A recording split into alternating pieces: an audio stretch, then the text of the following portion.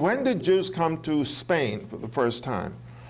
Well, there are Jews in Spain at an early period. It's not quite clear. There are Phoenician inscriptions that were found in Spain. Phoenician, of course, is close to Hebrew as a language, but these may have been only Phoenicians and not Jews. But there were Jews in Spain and established in settlements and in Roman colonies by the 1st century. And we know that from certain inscriptions, the most famous being St. Paul's letter to the Romans. St. Paul, in writing his letter to the Romans, says, I was hoping to go to Spain to visit the communities that are living there, and if I can make it, I will go to Spain. And when Paul was writing to the communities of the early Christians, he was writing about Jewish communities, because at that time, Christians were just a group within the Jewish community. Of course, he never made it because he went to Rome and he was eventually beheaded.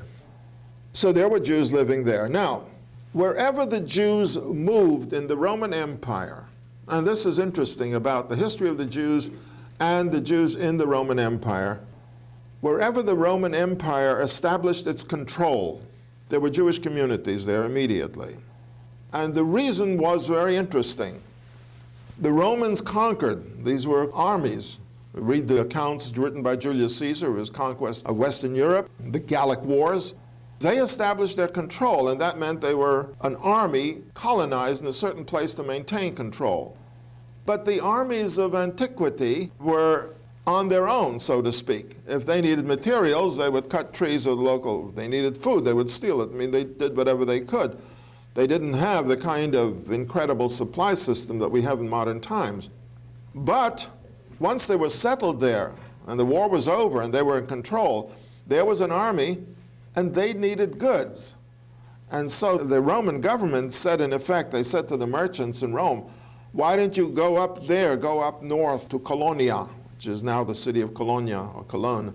Go up north to the great colony on the Rhine, or go into Spain, or go into Gaul, and supply the troops and bring your goods, and you'll make more money there than you would here. In other words, it was an opportunity for business.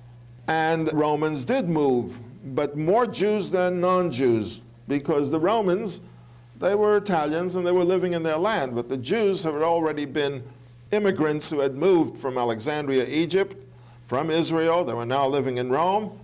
One generation removed, they didn't feel, you could say, emotionally rooted to their place. A business opportunity, they moved. And so we find that by the 50 BC, there were Jewish communities in every Roman area that was controlled by the Roman Empire. So Jews were well established there. Now, in addition to bringing business, or you could say increasing the commercial and business activity in the empire, the Jews also brought with them Roman culture. They were Latin-speaking people. And it's interesting to see the stages of the migration. The first Jews who came to Europe were probably the Jews who were invited by the Romans to establish an embassy in Rome in 161 BC, representing the Jews, and Judah Maccabee is mentioned in connection with those documents.